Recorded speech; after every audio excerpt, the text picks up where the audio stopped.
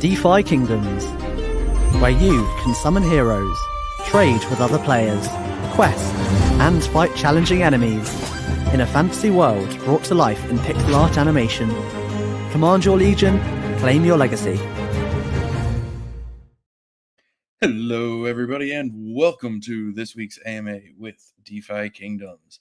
We are excited to be here. Thank you to everyone who is joining us live, as well as those that will watch this recording later. And also a preemptive thank you to all of those of you that are out here submitting questions for us to be able to answer. We are going to start off with a couple of quick updates and then roll into the questions of the week. But first and foremost, Winston, who are you fighting this week? Hey, Bolon. Thanks a lot. Things are good. Thanks for asking. Hope things are good for you too, Bolon. Listen, we don't ask that question until we see if you win or lose. All right, that's fair. Today I'm gonna fight my rebets. If I'm saying that wrong, check me on that in the chat. Somebody, I don't know. I just asked the computer to tell me how to say it, and then I repeat it. Yeah, so that's going in 6 minutes. We're also going to do another bout after that one. So we're just going to use the same team. So I couldn't schedule both at the same time. Next week, I am going to be out. So I'm going to schedule somebody to fight somebody. So I'll make sure that there's another my rebets. Okay, cool. I'll make sure that there's a couple of bouts for y'all to vote on, and yeah, it's gonna be good times. Pretty excited with how everything went with patrols. Really stoked that people are having fun. You know, we were kind of paying attention, so we made a couple little tweaks. Yeah, I think that's pretty much it from me, Bolon. Yeah, thanks a lot. I appreciate it. Absolutely. Thank you, Winston. And before we jump over to Hubert to hear more about those tweaks, some of you may have noticed a fun new color in our Discord, but we made a roll for those that face Winston in the Coliseum live in the AMA. So if you want a new cool color, that's how you get it. Yep, and that also like you don't have to fight me. You know, if I'm out and you end up fighting somebody else, it still counts. So next week it seems like Dragonfly Tales is probably going to fight somebody. So if you've been itching to throw yourself up against Dragonfly Tales, then this is going to be it for you. Let me know. Send me a message. So thanks. Nice. Hubert, you want to talk to us about the patrols update of last night? Yeah, for sure. So yeah, I'm really happy with the patrols launch last week. Saw a lot of feedback, and you know, there was one thing that we did with hunts that we were just so busy that we didn't like the conversation didn't really come up, but like we had a increased drop rate period of time with hunts, and thought, you know, we should probably do that with patrols as well. You know, kind of post launch and seeing people's feedback reminded me at least that was something we should be doing. So yeah, we added that. We also just adjusted the way experience works after kind of seeing what people were doing and what people were thinking with it. I mean, the net result should be that if you're using teams that are kind of, you know, at the level or below the level of the enemies that you're fighting, you're just going to get more experience overall. Whereas, and also like if you're just like close to the level, but not like, but still a little bit over, it also is not going to penalize you as much as it was doing before. So it should just mean more experience for heroes that are like playing with the challenge. When you're using heroes that are higher level than the fight, you know, the average level of the fight could be different now, depending, like if you had a big spread of heroes, like a level 20 versus 2 level 1s, for example. Like that's going to be weighted a little bit more heavily towards the high level hero now that it kind of counts it twice. So yeah, just kind of an overall balancing, but the intent was just to make it feel more rewarding. And then with our double loot drop rate change that's going for 2 months, you know, that's kind of in response to some of the feedback we've heard, and also just trying to keep in the spirit of what we've done in the past as well. So hopefully that makes that you guys enjoy that, and I've already seen an uptick on the amount of loot that has been dropped. There are still 2 mythic items that haven't been dropped yet.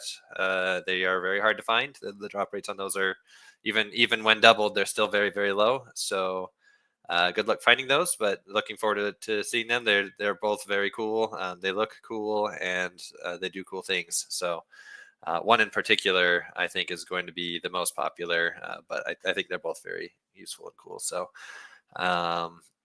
good luck. Congratulations to whoever first finds that. And yeah, get out there and keep patrolling. Yeah, it is pretty exciting. I don't know that anyone is really expecting the amount of new in these, right? Like it's new. It's more than just like a new item. There's new on top of it. Yeah, there's something we've never done before. So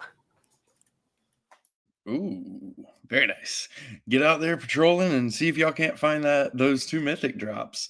And then Are we gonna give any hints to where they are?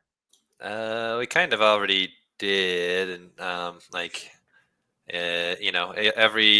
there are 3 enemies that don't drop equipment, or actually 4 enemies that don't drop equipment, 3 that just drop runes and gold bags, and the other one that doesn't drop equipment drops smoke bombs.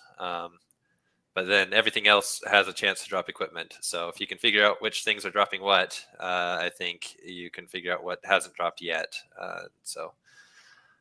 It should be pretty obvious, I think, at this point. But I think I saw some pretty convincing math in Discord earlier. Someone put up some like, there's this many we've found, and this many here, and this many here, and I'm not going to say it here. You have to go find it yourself, but it looked pretty solid to me.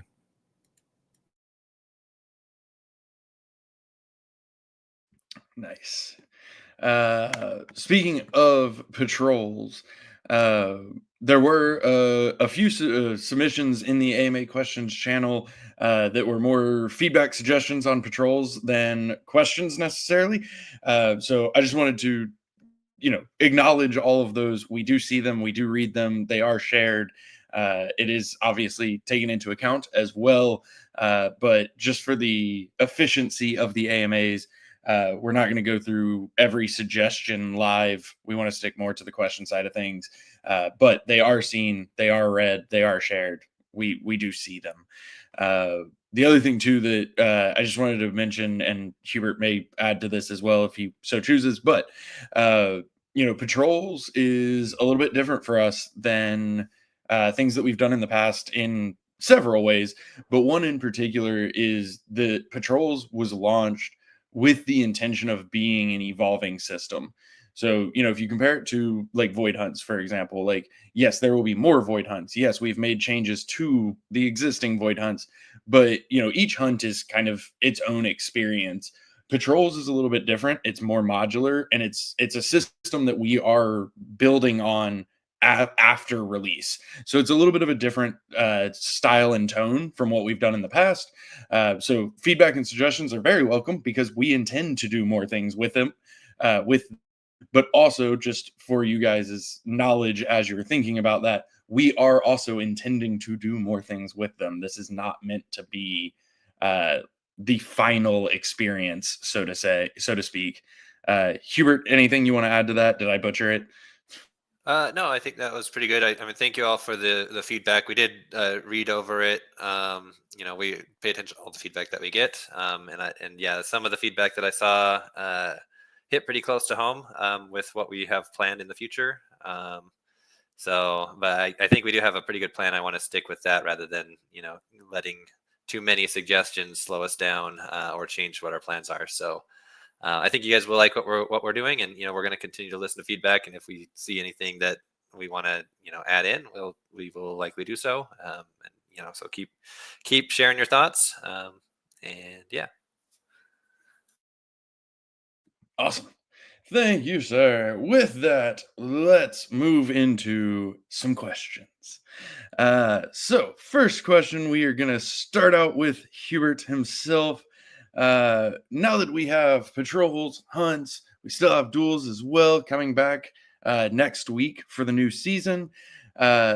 any thoughts on bringing back leaderboards, potentially in a different form, but leaderboards in general? Yeah, I mean, I like the concept of leaderboards. I mean, it is something where if we do something on chain, then we have to have the right amount of tracking for that. But I think off-chain leaderboards are a lot easier to implement, and maybe there are things we could do there. But I think what we saw with the previous iteration of leaderboards is that it was mostly like bots that were at the top of those. And I think that's something where I don't think that's quite as fun for players if they actually can't even get on the leaderboard because there's a bot there. So if we were to do anything, whatever it was, I would hope that we would do it in a way where we're trying to make it so it's the players that are winning, not the not players. So yeah, but I think with tournaments coming up as well, that kind of is in its own way a little bit of a leaderboard system, where we could do things for the winners of those tournaments. We can have tournaments that only include the winners of those tournaments, things like that. So I think in that regard, there are things we can do there, and we'll be looking into other things that we can do as we progress. Very nice. Speaking of duels, we're going to jump over to Fox. So with duels, the new season starting next week, we did put out the new rank rewards. Any thoughts on retaining a top rank reward for greater chaos stones and crystals specifically? It's like one of those things that we discussed in our tokenomics committee at length, and there were some people that had like some feelings more towards less or more. We had received a lot of feedback from the community about things being too rewarding in comparison with some of our other features, and we want to make sure it's balanced. Duels is a mini game. There's really good ways to get other things, and we're actually really close to launching Divine Essence, which adds another path to sort of upgrade stuff onto there. And so actually I'm currently working on that. I had to pause that and come answer this question. So I'm really excited about that. The rewards we settled on went through a lot of back and forth debate, and that's where it's at right now. We're going to see how that goes. And obviously we do periodically rebalance those as well, so it could change in the future. But for now, I think it's in a good place, especially with like the context of the stuff that's about to be coming out. And we'll see how that goes. So, yep. Awesome. Thank you, Fox. Gonna take a quick detour because a question in chat reminded me that I should have pointed something out in the updates.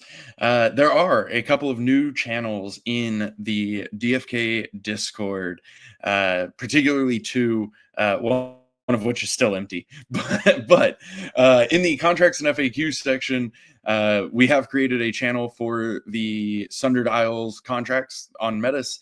I have not been able to actually fill that channel in just yet, but it is on my list. But we've got the contracts there for DFK Chain and for Klaytn, or not Klaytn, Kaya, sorry, for easy reference. And so we wanted to do the same with Metis as well. So that will be getting filled out.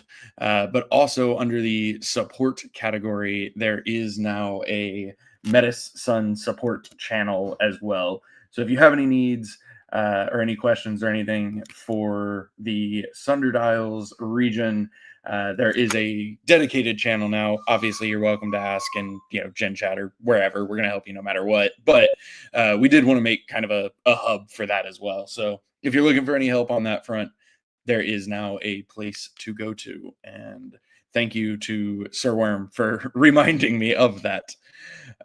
Awesome. Switching back over to questions, we're going to go back to Hubert for a minute here. Will using Greater Divine Essence to reroll heroes from level 1 require all the runes and fees associated with leveling up? Yep, it will. It's just like how it works with dark summoning. If you have any of the free XP level ups, it'll work in that same exact way. Awesome. So credited XP, but all other costs apply. Let's see. This is and like part of the reasoning there, I think, correct me if I'm wrong, Hubert, is that you have the opportunity to use things you didn't before. Is that right? Right. Yeah, you'll be able to use different attunement crystals if you want, make different selections as far as like which stats you're doing as your main thing and everything like that.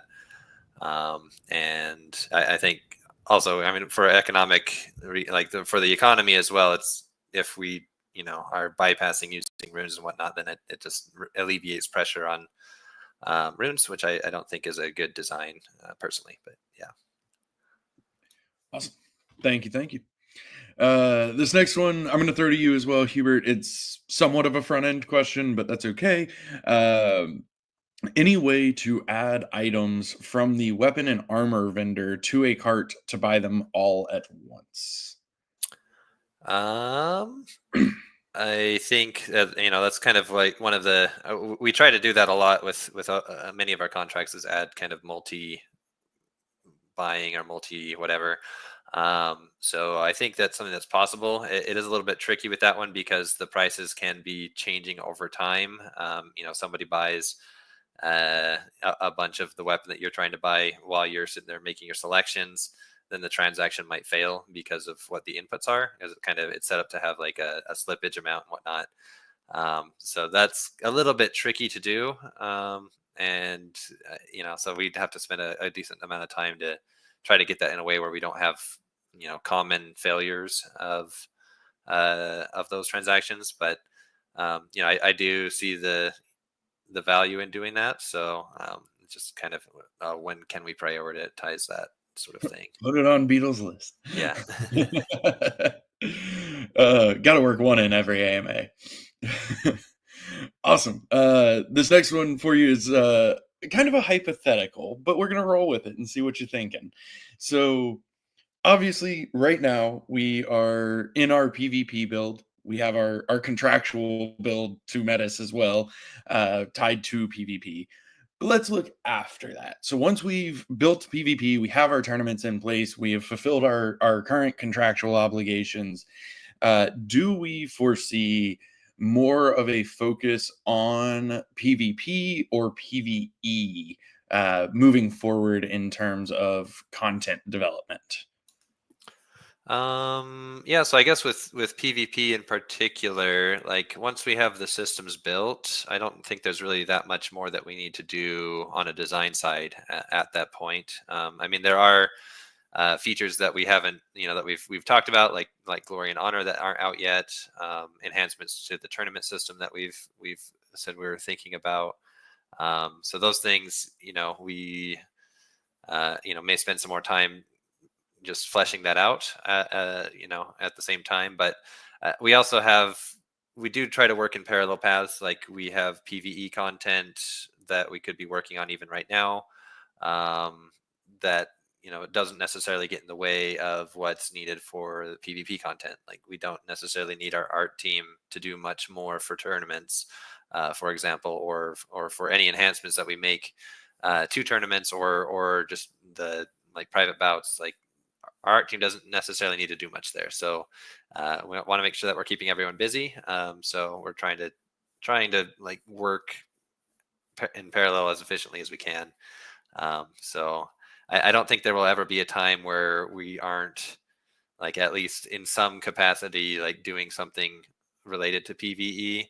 But there's also still some core features that we have on our long-term roadmap that we're going to need to focus on as well, like travel and land functionality and whatnot as well. So, which are kind of tangential to PvE, but their own different thing. So, I think you'll generally see us be doing both, but at some point, PvP will be kind of in a more or less finished state from a design standpoint. And so it'll be mostly focused on like building out the rest of the main game loop of PvE and everything that's kind of tied around that. Awesome. Thank you. Speaking of PvP, however, Currently, the creator of a bout has a small disadvantage because their team can be seen ahead of time. So if somebody's debating whether or not to accept a match, they can look at their team, at the creator's team, and decide whether or not they want to accept the match. Which, side note, and this is not meant to dispute this question in any way, shape, or form, it's just an interesting anecdote. By our tracking, it's actually really close to 50-50 as to creator versus joiner wins, which is very interesting. But particularly on like the cherry picking matches point. Anyway, question is thoughts on having the option to submit like 6 or 9 heroes. And the actual question that is submitted is letting RNG decide which 3 you will fight with, and then you get to pick their positions and obviously their skills. Yeah, so actually we anticipated this from the initial design, and it's actually already built into the contracts to allow specifically that, but also other variants where it's not random. It's just that the selection of which actual heroes you're going to use is made like after the fight is set to start, but there'll be like a period of time where both players make their selections and then the fight really starts. So like we have that already set up in the contract. It's already deployed. It's just that our combat engine hasn't been set up to like support it yet. So it's on our list of improvements already. Just it's again a matter of when does that get prioritized over the other things we're prioritizing. So I think you can look forward to that in the future. I just don't know exactly when we'll be able to get that done. Any thoughts on the RNG aspect, just out of curiosity? Is that currently, or would that require more? I mean, it's in the contract already. There's for those that like look at the community dev settings for like private bouts, there is a setting in there to like do auto random. It just won't do anything right now if you were to make that true. But yeah, the intent there is that it would randomly select each hero and which position they start in, and also their skills. So it would full-blown chaos fights. Yeah. So yeah, I think that would be pretty fun. I want that mode to exist. It'd be cool to have tournaments that work that way too. But that would be awesome. Yeah. But yeah, so I mean, it's just we need some time to implement it. We have a bunch of other things that we need to do, like that are like primary requirements for the tournaments to function the way we need them to. So it's not something we're going to be able to do like right away, but it is something I want to be able to dedicate time to. And I guess if I could just go back real quick, I saw it in the chat. SPD mentioned it as well. Like when we're talking about PvP and PvE improvements and which to prioritize. One thing that I didn't mention that was mentioned was like the class codices, which that kind of affects both sides of the whole everything, since it's just we're expanding our combat system in general by adding more classes. So that is another angle that we're also trying to work towards, as well as just getting all of our classes implemented. And pet bonuses too. Yeah, that's a more near-term priority, because that will kind of change everything for everything. And also just make pets more desirable, I think. So yeah, there's a lot of different things we need to do, and we're just trying to scratch one thing off the list at a time as fast as we can. The chaos lover in me is now super excited. That's gonna be a fun mode. Let's see.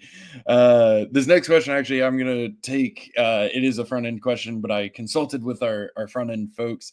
Can we please make the default iterations when queuing up the expeditions the same as the last number that was entered? So yes and no, depending on which side we're looking at it from.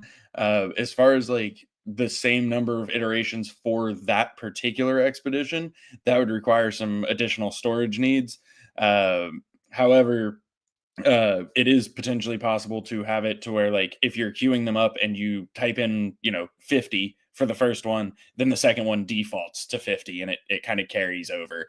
So the good Dr. Zipper is going to put that on his list to take a look at when he gets a chance and see if we can't make a nice little improvement there. Let's see. Switching back over to you, Hubert, for one more.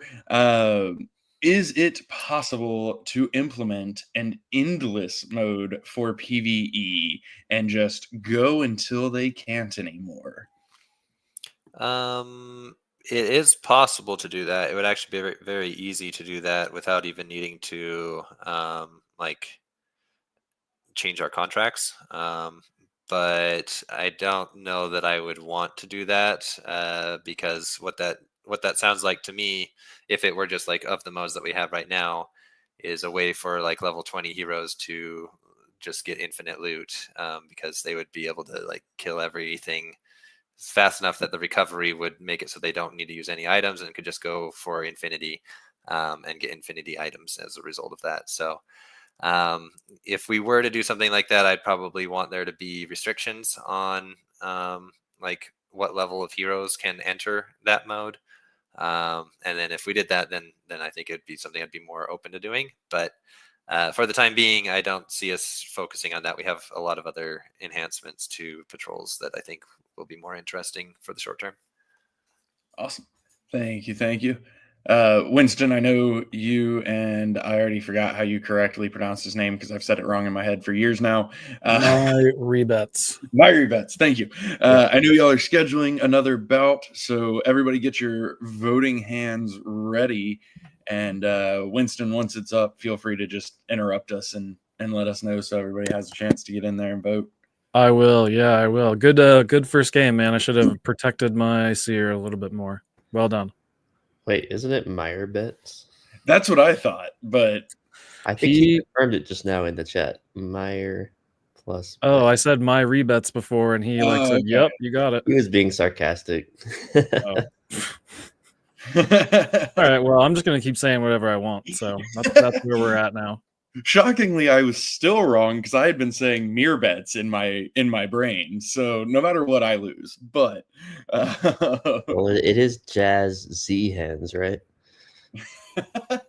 Z hands? Like, what do you mean? Like, the second Z is like silent or something? Or no, it's the opposite of silent. Oh, second Z is extra silent. I was always reading it like the French jus, jazz hands. Random side notes into our brains. Let's see. Actually, this next question I'm going to take relating to tournaments. We said it will be a live event with players having to be present, which is correct. The goal is to just move through the tournament all at once. Traditionally, a lot of our times do tend towards American. Will we be ensuring that there is big and important stuff going on in EU time slots too? Yes. Also Asia time slots. Realistically, particularly at the beginning, we're going to be utilizing a lot of different time frames so that we can determine with proof when people are available and online to participate in the tournaments. So we want to make sure that our tournaments are, globally available. If you can't make this tournament, there's another one that you can make. But there is, part of that is going to be a trial and error process at the beginning to figure out what those time slots are, because, in as little difference as an hour, we may go from a lot of people being available to only 3 being available. So, it just depends. So we are going to be, testing that out to find those ideal time frames. But yes, we are going to make sure that there are tournaments available for all time frames in one way or another. Sorry to interrupt. My rebets has joined the bout. This is an official announcement. Who has? My rebets. I'm told you. I'm just going to keep saying it. However, I'll say it worse too. I'll put some letters that aren't even in there. It's here. They're ready. He's not going to paper hands that name. I am sponsoring that bout as we speak, so get in there and get voting. All right, switching over to Fox for a couple questions. Any thoughts on adding chests or containers to the game to make bridging easier? So you add items and equipment to a chest and bridge the chest or crate or whatever it's called. You are muted. You looked like you were giving a great answer, though. Let's just assume that, and then we can just skip this and go on. Let's see. No, so there's a lot of things we've thought about with bridging, and even with our expansion onto Metis, we were looking at different things we could do in terms of creating sort of like a hybrid cross-chain approach where maybe heroes and other assets could be like represented with less data on Metis versus other chains. And that was more of a concern when sort of like the gas was higher, but actually like Metis team came back and they did a lot of work to lower the gas, which was great. And so we leaned towards more of having more of our native information about our heroes and our equipment and all that being on chain as it is in our other realms. And the reason for that is because it really opens up a lot of cool things with what we can do in the smart contracts with the actual like logic of our game being on chain, which is sort of the whole point of being on the blockchain. So in terms of like having a chest you could put things into, one issue that would come up is that our NFTs are not just sort of like wrappers around this proves that I own this thing that's off chain. Like a lot of NFT art, for example, is that way. But ours actually has a lot of data on chain. So when bridging, the tricky part is making sure that that data stays up to date, because our NFTs not only contain a lot of data, but that data changes too. Like heroes can like level up and have other things happen too, and like equipment changes and all that type of stuff. There will be durability in the future, etc. So when we bridge, we need to actually write all that data in that transaction. And that's the main cost driver, because writing data to the blockchain is actually one of the most expensive things you can do on the blockchain in terms of gas. So, we've looked at ways to make it better. One thing that's actually similar to the idea of chess that we do is having a message packet that gets sent that basically puts a bunch of different things inside of one message or like one envelope. I like to think of it as like a ship that's sailing, and that gets sent. And so you have to pay the fee for the ship, which is like the message fee for the protocol for layer 0. And then you also have to have a fee that gets paid based on how much stuff is in that ship. And that's like the gas costs and things like that. So we actually created this whole new solution where you can bridge multiple heroes now in one transaction. So that already helps us save a lot on that front. But there is a limit to how much we can really save, because we still need to get all that data somehow onto the chain on the other end. Another cool idea I thought of was having sort of like a trusted Oracle source, maybe our own API, that would allow us to do a very lightweight transaction for the bridge and say, hey, I just want to bridge this hero. And that would submit a transaction. It wouldn't even necessarily, oh, hey, I have a thumbs up.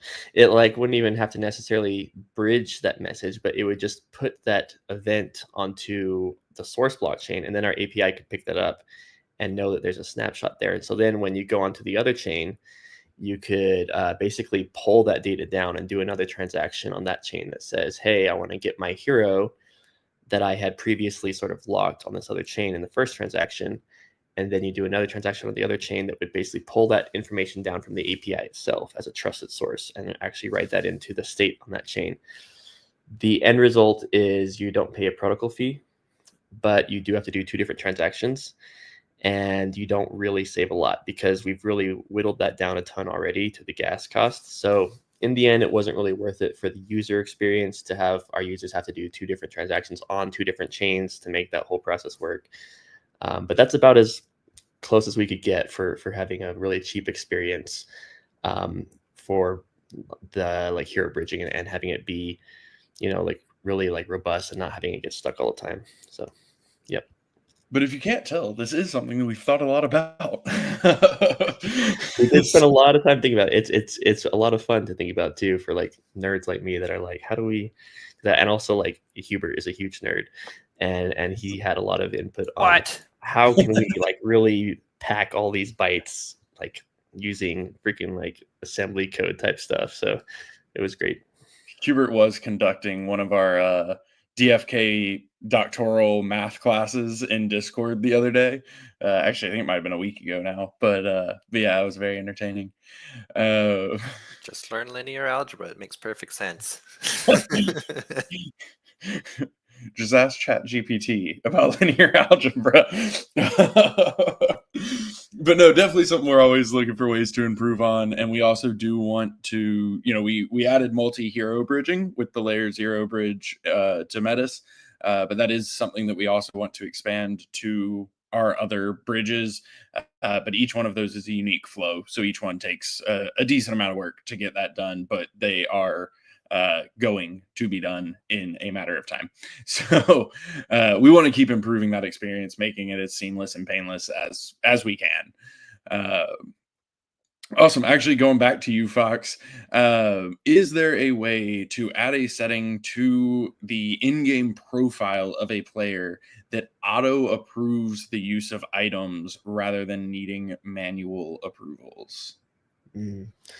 Yeah, so this comes down to a design choice.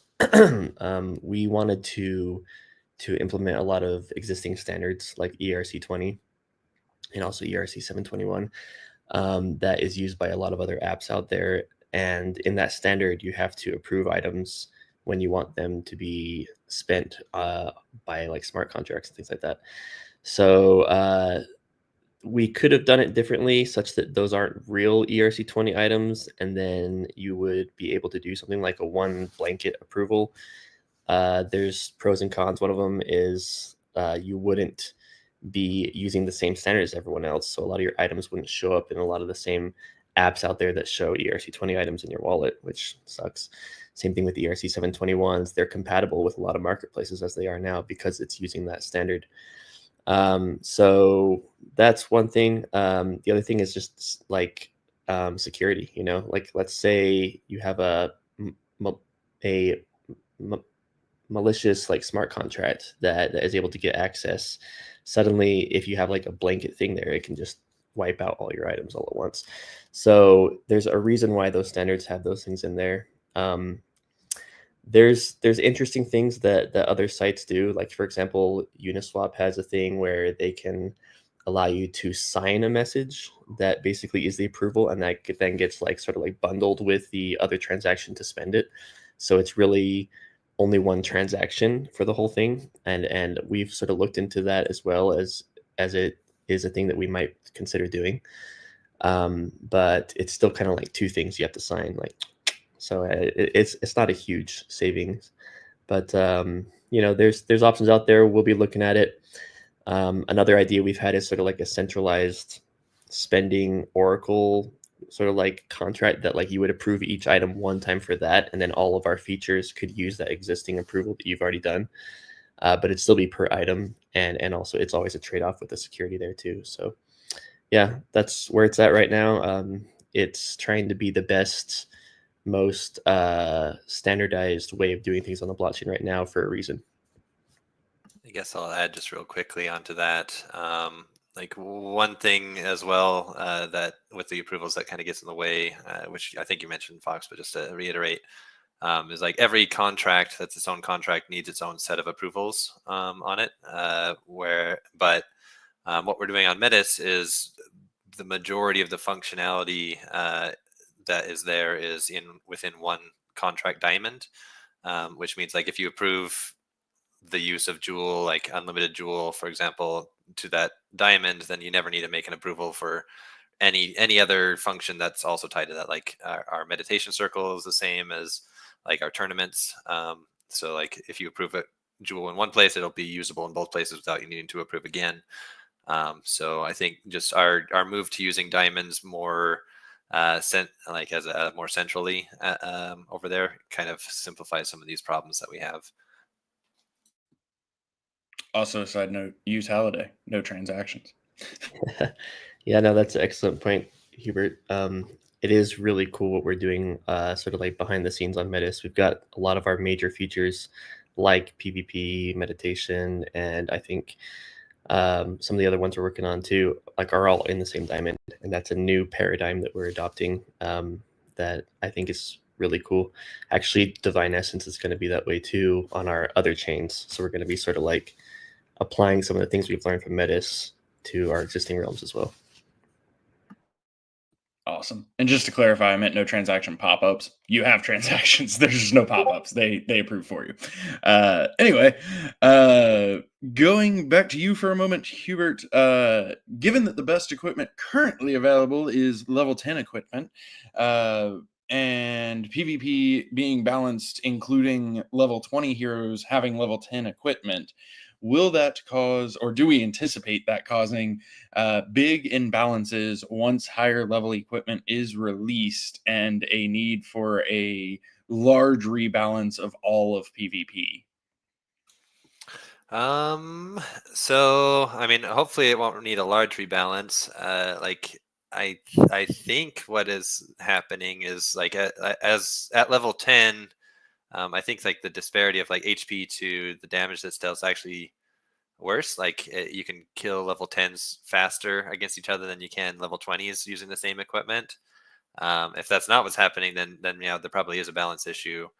But that was kind of the intent, is like if you keep using lower level equipment, like your damage to opponent HP ratio goes down, and the newer equipment is to bring that, is like intended to bring that ratio back up, at least for weapons. Like armor is like doing the opposite, trying to keep that ratio down. So like that's kind of like, that's how that's supposed to work. And if we do need to rebalance, that just means, you know, in general, maybe we overtuned to the lower equipment, and we'll need to kind of tune things down a bit to make that work. But you know, hopefully that's not the case. But you know, it is kind of also a reason why I've been kind of hesitant to release higher level equipment for the time being, since right now that the hunts are hardest content. But I do see that, you know, changing over time, us starting to introduce new things, potentially with tournaments, potentially whenever the next hunt comes, or other sources as well. I think, you know, the meta will be changing, but yeah, if we need to change the balance, we will. But trying hard to make it so we don't have to rebalance very hard. Nice. Thank you, sir. This next question I'm going to potentially throw to Winston if he is not too distracted. But all right, cool. An idea for a combat UI slideshow tutorial. So not actually part of combat, static slideshow. You know, we could put it a couple different places in game to start players off with like a walkthrough that shows different pieces of combat, where the stats are, where, you know, the skills are and what they are, that kind of thing.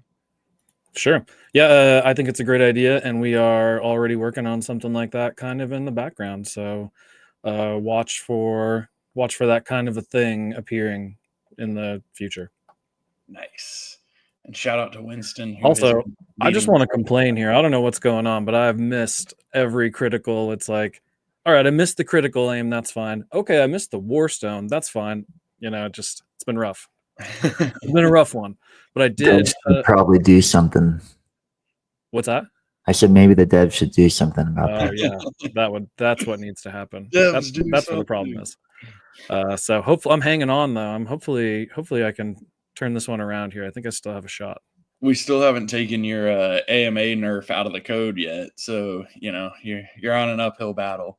Yeah, it's not easy. You know, I'm winning with all of the restrictions on me. It's crazy.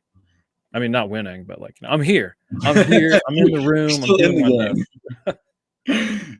And yeah, shout out to you for leading the charge on that slideshow idea. I think that's going to be really nice. Going back over to Hubert, we've talked a few times about different things that can be done once we are able to expand our off-chain storage, such as, you know, saving teams, favoriting heroes, that kind of thing. Any chance or thoughts on if that is something that may be prioritized in the shorter term? So I can say that there's at least one feature that we have discussed already in our different AMAs, and somewhere in the future feature that kind of requires that we have something like that for it to really work well. So there's at least something that kind of puts that as a priority. But as far as like when we get to that, I can't really say. But I do want us to be able to get to that. It really is just a matter of our resources, and once that feature becomes a priority, then that will also, I think, come along with it.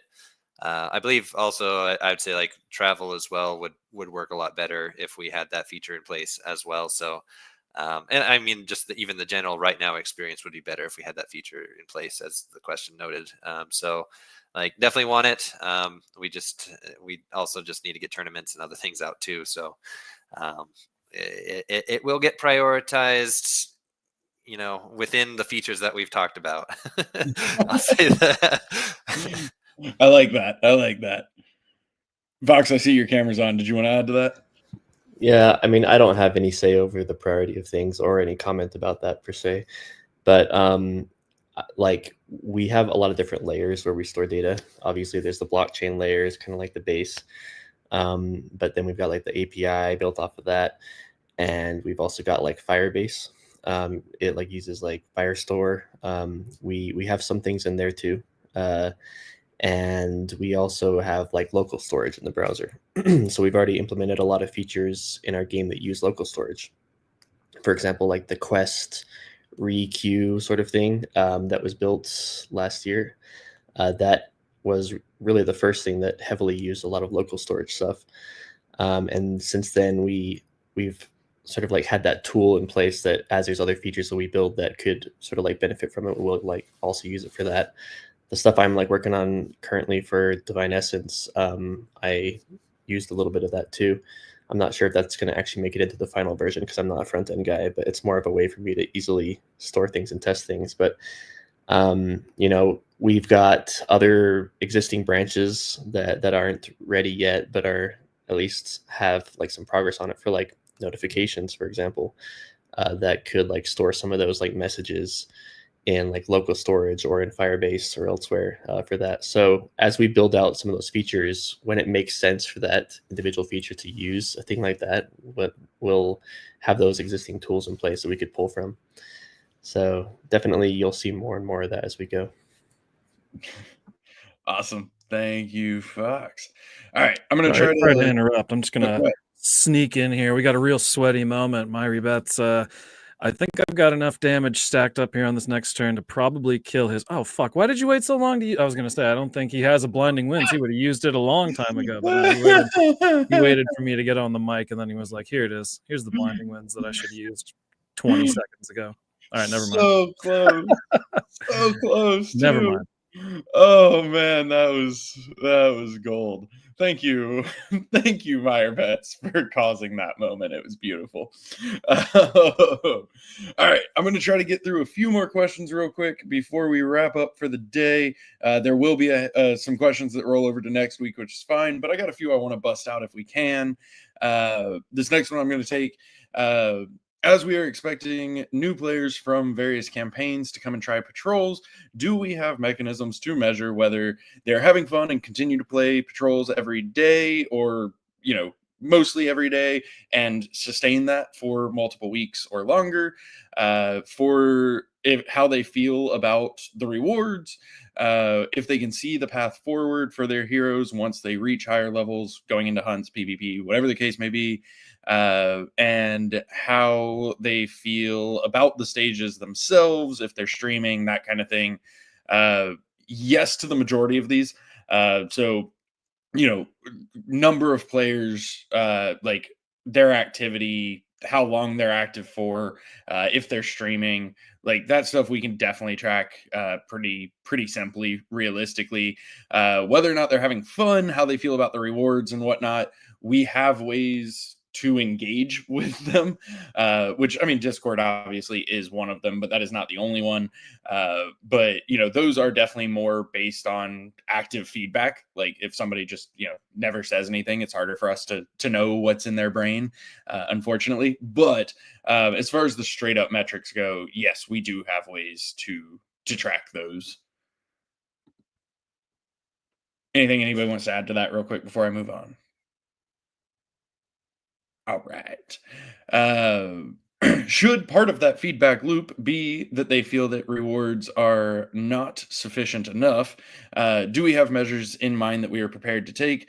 So we did talk at the beginning of this AMA about the adjustments that we made last night. We also said in that announcement and at the beginning of the AMA that we may have more adjustments coming as well down the line. So we do have ideas already. We're also always monitoring feedback, which we talked about earlier as well. So yes, there are things that we already are thinking about and talking about, but we're also open to other suggestions, and we have levers that we can pull. So we want to make sure that the experience feels good. You know, like we said, Patrols is a little bit different than what we've done in the past in that it is meant to be an evolving experience. So a little bit different than a lot of our other features. Let's see. Hubert, gonna hit you with one more for today. If well, the question says new players, but I'm just going to open it to players. Give strong and concrete feedback on gameplay changes that will make them stick around, keep playing more. Are we willing to entertain these ideas, even if they take time and even if they are more focused on the fun and potentially a little bit out there? That's an interesting question. I guess, you know, we're always listening to feedback. There have been plenty of things that we've done in the past that have been directly a result of certain feedback that we've gotten. So, I mean, I guess in a way we already do that. But, you know, if the question is like, are we going to set aside a specific amount of time to do community specific feedback and we like have to do it or something like that? I don't know if that's kind of the implication there. We probably won't do that. You know, we have our roadmap. Like we do things in a way where they kind of synergize with what we're building, kind of try to have it all, you know, at least so that we're working towards a goal that we have a vision for. If we let ourselves get like too distracted in things, I think we'll just kind of be stuck in a chaos mode without ever like kind of achieving the final goal for the game. So I mean, it's always a balance, you know, and like I said, we do listen to feedback all the time. We're going to continue to do so and adjust as we can. But, you know, I would like to keep us focused on, you know, moving ever so closely towards our like end goal on the roadmap as we can. So, so yeah, I mean, yes and no. Awesome. Thank you. I did almost say it. I saw your little comment. Yeah, I caught myself. you saved it, but barely.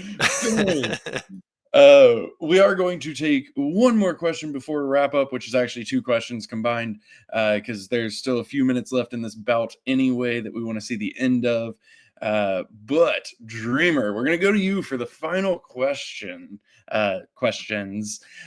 So I combined these two because they're on very similar topics, but so the first part is DFK open to either us or seeing if a partner such as Metis would participate in a like gold buy and burn in general, which would then increase theoretically gold value, yada yada yada.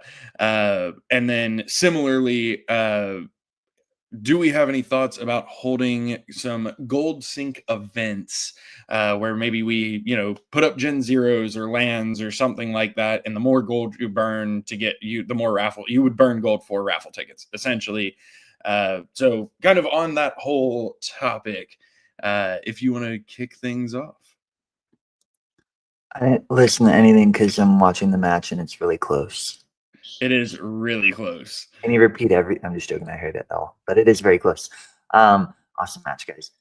So the two-part question first is like a buy and burn outside of players.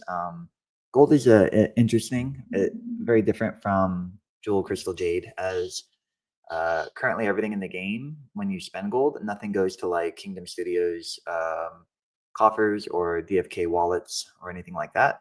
And therefore considering like a purchase just to move price is something that just legally we would never really consider without like clear legal support in doing something like that. However, what we do have control over is looking at tokens in the game that might be in the need of either new sinks or demand or other. Yes, others could come in and on their own if they wanted to buy and burn something. They could. They'd have to have the clear incentive for them to do it as well. But I would say much more likely is just to find interesting ways in the current or upcoming features to implement a bigger burn of gold. And I think we actually have a few really good ideas with whoa, good job, Winston. Always with going upcoming- 1 for 2. Always. He always loses the first one, wins on the second one. I got to change my vote. Tradition, man. I don't know. I will say, sorry to interrupt you, Dreamer. Why don't you finish what you were saying before we Go talk ahead. about that? No, okay, yeah. I kind of fucked up the first one because I used the wrong passive skill. I had piercing still on pierce instead of shroud. So could have been different in that first game with the correct if I'd picked the right stuff. But yeah, good game, Myri Bets. Bolon, when you get a second, give him the roll. Roll him up. I got you. Keeping it my way. But yeah, so I look forward to those. I think we're currently in discussion and mostly in agreement on something that could affect gold as it relates to upcoming features and make it fun as well. But you know, that first question of us considering like a buy and burn simply with the intent to like move price up, man, we got to be careful with that kind of stuff, and we don't want to act like unpredictably as well to our players and things like that. But we are looking for additional syncs and making it creative and fun. So look out for those. Did I cover everything, Bolon, or did I miss a major point? Nope, I believe that is everything. You know, we've got some big features coming that you guys know about that should be good for gold sinks, but we've also got some other ideas that you guys don't know about yet. So it's definitely something that we're putting some thought into. Awesome. So with that, we will go into our wrap up. We might go a few minutes over, but I'm going to decide that's okay. There's a really good question posed in chat earlier, so we're going to use that as our final thoughts question. So you can give any final thoughts as well as answer this question. Prior to that, I will say, as always, thank you everyone who has tuned in. Thank you to everyone who listens to this AMA later, and a big thank you to everyone who submits questions for us to answer. As always, you can submit your questions on talk.defykingdoms.com or in the AMA questions channel in Discord. Huge shout out to everybody who's been contributing to the wiki. Please keep going. It is turning into such an amazing tool for new players, and we want to keep seeing it grow. You can find the link in Discord or in the description of this video. But for those of you that don't want to look for it, it is defykingdoms.fandom.com. So very easy, but definitely take a look, check it out. We would love to have you contribute to that wiki as well. All right. Question is, who is the king or queen nerd of the DeFi Kingdoms team, and you cannot name yourself? I'll kick it off. I have been thinking about this question since it was added in chat like 30 minutes ago, and I still can't settle on a simple answer, but I am going to go with Hubert because I find the way his brain works so fascinating, and I just want to live in his brain for a day and experience how he processes information. So that is going to be my answer. Let's go over to Winston for any final thoughts and the answer to our question. Answer's easy. It's Dr. Zipper. Thanks everybody for joining us. Thanks for sticking around and playing the game with us. Thank you, Myri Bets. If Bolon doesn't give you the role today, let me know and I'll shake him down to make sure you get it. I put you in the super cool secret channel for oh, he's got it already. There it is. That teal looks so nice. So fight me in the AMA, you get into that secret channel that it's it's just Sergeant Filthy McNasty talking about himself, so you're not missing anything. But yeah, thanks for playing with us. Thank you. We couldn't do any of this without you guys, so thanks a lot. And again, Dr. Zipper, biggest nerd, hands down. Ask him what his degree is in. That's it. That's all you gotta do. That's a very valid point. It's a very valid point. We're gonna really quick. Let me clarify. I'm not shitting on the degree. I'm just saying I'm impressed at the level of nerdiness, because this is not like I like Star Wars. I'm into Star Wars. Like this is like way cooler than Star Wars. So.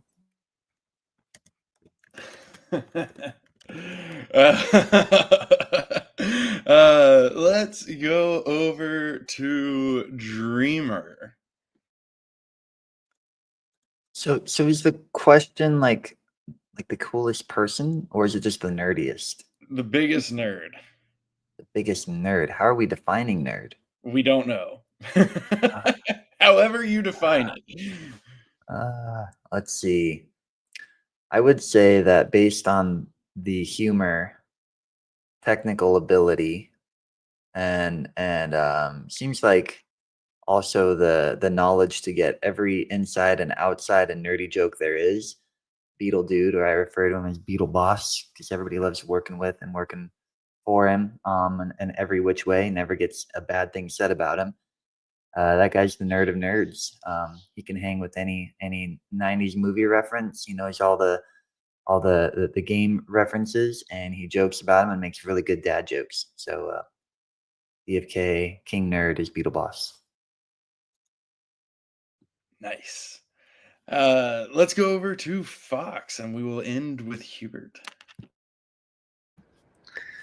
Those are really strong contenders. And I was considering saying all of those that have already been said. So I got to say someone different, honestly, because we got a lot of nerds. I feel like people don't realize how much of a nerd Starcat is. So I'm going to say Starcat. It's pretty nerdy. She gets like all of the obscure references that we oftentimes have in our meetings, as a team, and just like video game stuff, retro stuff. But yeah, we've got a lot of nerds on our team. It's hard to choose. Those are all the answers that we're already given are definitely 100% accurate. Nice. And last but not least, over to you, Hubert. And you also can hit us with the B word whenever you're ready. Okay. Yeah, I agree with Dreamer that it's kind of hard to, like, how do you define nerd? Because there's anime nerds, game nerds, sports nerds, even. Like, you can be a nerd of really anything. It's just like how passionate are you about those things? Though I suppose the traditional definition doesn't include physical fitness, so I guess we can eliminate sports nerd. Unless you just watch, then you can be a sports nerd. Yeah, so I guess I will say that I think Workhorse is our biggest nerd. He is a big anime nerd, a big game nerd. He fits all the categories. I can't name myself, and I also think we're all such, like, everyone on this team is such a nerd. So, like, my opinion could change on a whim, as we, it seems like we're all just calling other people out. So, so SBD, your second best nerd, I guess. Sorry. But